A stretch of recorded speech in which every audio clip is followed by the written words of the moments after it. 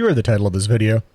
You're wondering how on earth can the simplest job in Final Fantasy XIV have any amount of complexity to it?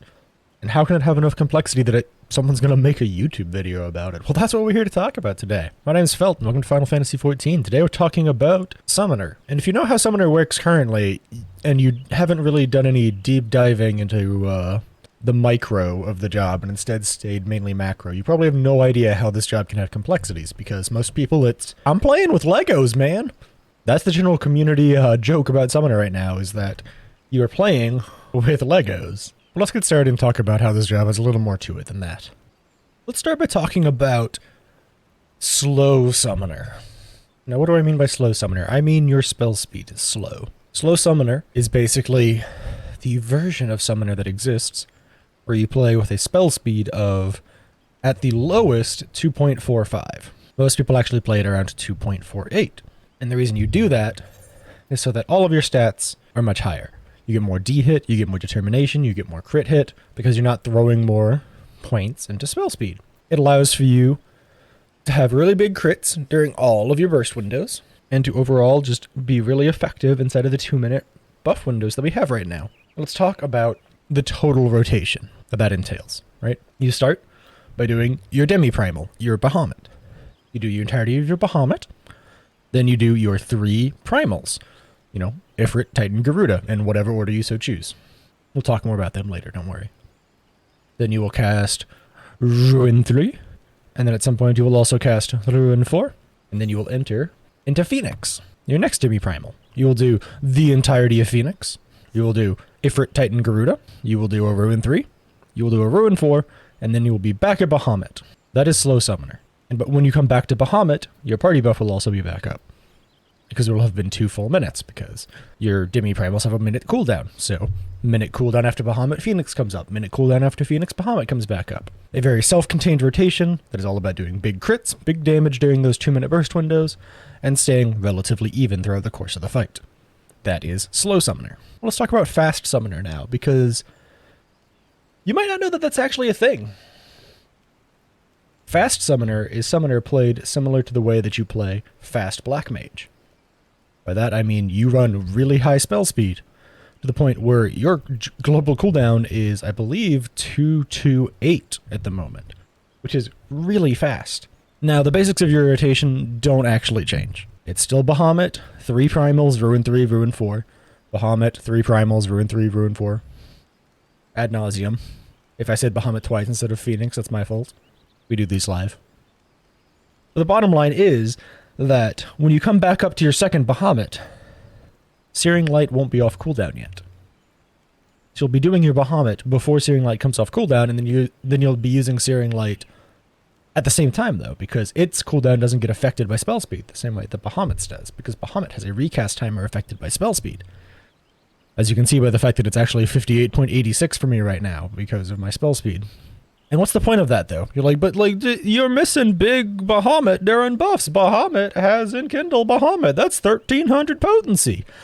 Yeah, but if you go fast, and by fast I mean really fast, you will eventually get in an extra demi-primal summon across the course of the fight. That is the idea of fast Summoner. Now, to be fair, this implies that you know how long the fight is in the first place. This implies that you know your party's general kill time. And this implies that you will, in fact, actually get out more casts, because it's similar to the way that Black Mage can choose spell speed, and that they know that their average damage will be a bit more stable because they just cast more things compared to when they run crit, which is they'd get bigger hits. However, they do have the problem of having to deal with crit variance. And Slow Summoner, if your Enkindle Bahamut doesn't crit, you could be dealing 40k damage, and if it does crit, it could be dealing 80k damage. That's a pretty large variance. Whereas if you're playing spell speed, the crit variance isn't that high anymore because you're not running as much crit, but you'll get to cast it an extra time, making it so that your average damage is about the same between the two of them. You're just less reliant on crit RNG. Alright, we're going to be talking about primal optimization. Now, we're going to be talking about how much damage each primal in general does, outside of their big hits. All their big summons are all 700 potency, so those can be just kind of wiped out of the equations. But we're going to be talking about their, like, how much each one does, but the also upsides and downsides of each. Titan is the highest damage because you have your Topaz Right of 330 and your Mountain Buster Weave of 150, meaning it's 480 potency per GCD. And you have 4 of them, and you spam them pretty quick on your normal GCD timer without there being extra casts. It is a lot of damage, about 2,000 potency total, a little less. Ifrit is technically the next highest potency because your 2 Ruby Rights are 510 apiece, but they are very, very long casts. They are 2.74 at my current GCD tier, and I believe they can go all the way up to like 2.8 total recast timer at even slower GCD tiers. Take a really long time to go out. You do also have your Crimson Cyclone and Crimson Strike, which are 430 potency apiece. Ifrit is technically your second highest potency primal summon, but it takes a very, very long time to get all your casts off. So you don't really want to try and force it under the end of party buffs, for example. Garuda is your lowest overall damage because you have your 4 230 potencies, which isn't very much. You do have your Slipstream, which is a 430 potency hit, which is pretty powerful, and a 30 potency dot that ticks for 15 seconds for 5 more ticks, so 5 total ticks of 150 total potency. So Slipstream is pretty powerful, which does lead to how you want to kind of do optimization. I talked about this in my Summoner Opener update video a while back, but this is going to get re-brought up in this. The standard opener for Summoner has you do Bahamut into Titan, because that means Titan will get the end of all the party buffs and get the majority of your potion timer as well as your Searing Light. And then at the very, very end of that, you will use Garuda, you will hit 1 Emerald Right, and then you will Swift cast your Slipstream, so that Slipstream gets snapshot underneath your pot still.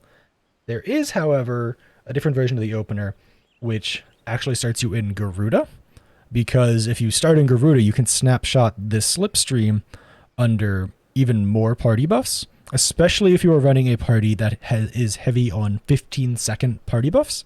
So a party involving things like Bard and Monk, and technically Reaper. Reaper's party buff is 20 seconds, but because of how early they pop it, it functions like a 15-second party buff. But parties like that, you can actually go into Garuda first and then snapshot your Slipstream dot, which can add up to be pretty powerful. Rather than just getting in, like, say, 1 hit of a Mountain Buster, you get in the entirety of your Slipstream dot underneath the party buffs, which can be pretty powerful. But you never want to do Ifrit first, because Ifrit is technically the lowest DPS, even if it has the second highest potency. It's kind of weird like that.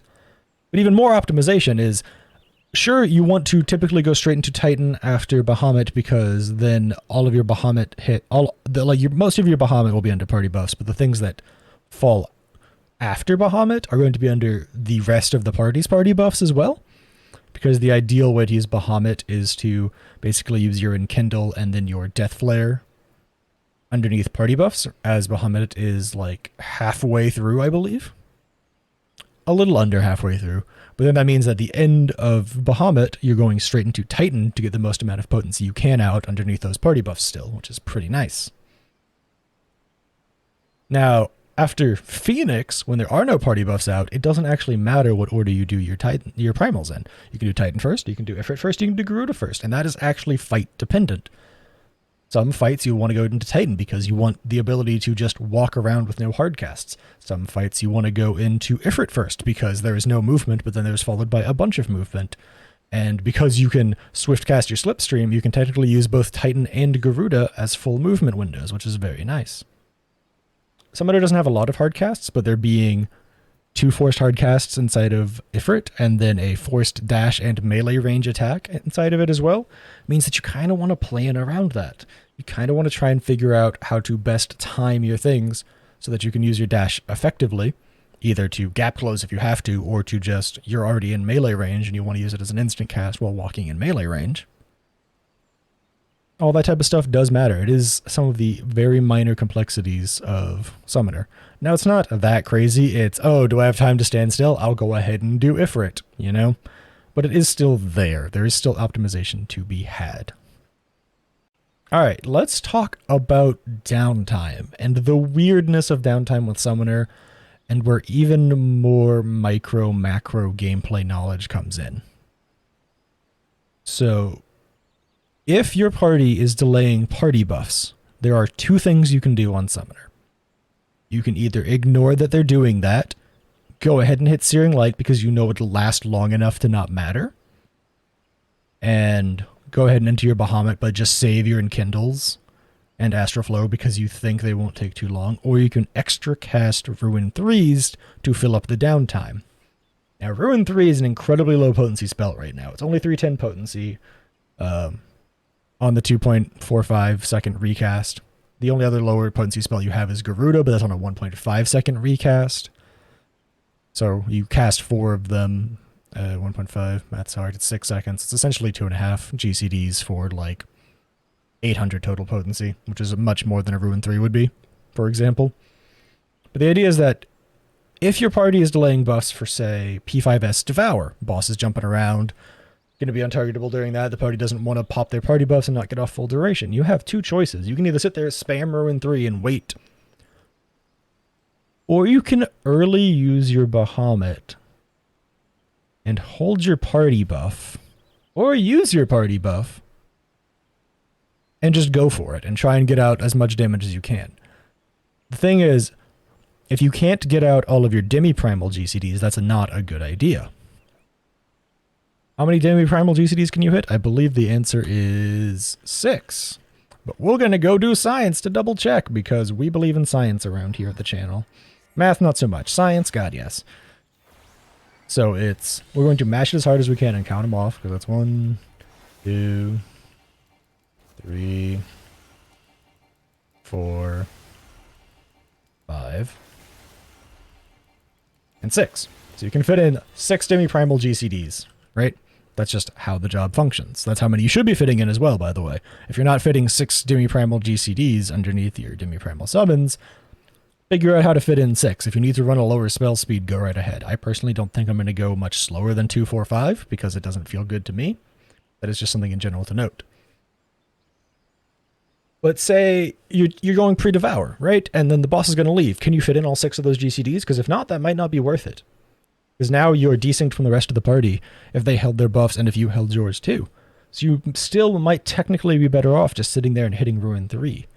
Now, if the delay is even longer than that, you're probably better off going ahead and entering into Bahamut. And if the delay is shorter than that, you're probably better off in entering Bahamut. Take, say, P7S, for example. Around the 6-minute mark, you enter into a 2-minute burst window, and there's a knock-up that happens. Well, some people will be opting to save their damage buffs till after the knock-up. Well, Summoner, you just get stuck casting Ruin 3 during that. I've personally found that it works better for me to pre-enter Bahamut and just go ahead and do my burst window before the knock-up because everyone gets super desynced post-knock-up anyways, and it's hard to get the highest amount of value. Because only have 15 seconds to figure out when you're going to hit that Enkindle Bahamut. And then kind of force delay yourself a little bit as the fight goes on to realign with the rest of the party's buffs at the 8-minute window. And it works better if some people are also doing a similar thing where they're just going to go ahead and buff pre-knockup and then just try and force everything in. Because so the knockup is only really a GCD. Knockup is really only a GCD of downtime. It's just that it's very disruptive to certain burst windows like Monk, like Dragoon, like Samurai. It can be pretty disruptive in general to pre-enter that and then just not be able to really go through the rest of your burst window the way you like to. Certain things will fall out of party buffs and it's just not great. Summoner has to find out a way to not throw up their entire rotation out the window and sit there spamming Ruin 3 for 20 minutes while the rest of the party is delaying and doing much more powerful things. And in case you don't know why Ruin 3 is also so bad, I told you that like even the lowest GCD for your primal is like 230 at a faster GCD. Your primals themselves are 700 potency. Activating your primal is a huge chunk of damage. Your demi-primal GCDs are also a pretty solid chunk of damage. Your Enkindles are also 1300 potency. Missing out on one of them per fight is rough. It is 540 potency underneath Phoenix, and it is 440 potency underneath Bahamut. Those are much, much stronger than the 310 that is Ruin 3. That is a minor amount of optimization you have to do. You have to figure out when you want to delay and when you don't want to delay. That is one of the minor amounts of complexity for Summoner. Now, is it really that big of a deal? No. Are you probably going to be fine if you don't figure out how to do this? Yeah. But this is an interesting part about the way that Summoner is designed right now that I think almost shows off how the job designers are kind of making the jobs around the idea of full uptime fights, with very distinct 2-minute burst windows for you to be able to just go off during and go do big damage during. It's really interesting. Well, that's it for this video, though. Thanks for getting on and watching. Hopefully you enjoyed and learned something, and if not, well, leave a comment about questions you might have, I guess. I might answer them. I might not, depending on how polite you are. Either way, thanks for getting on and watching. Subscribe if you want to see more content like this on the channel. Like the video if you liked it. Dislike it if you didn't. Regardless of all of that, I hope to catch you in the next one.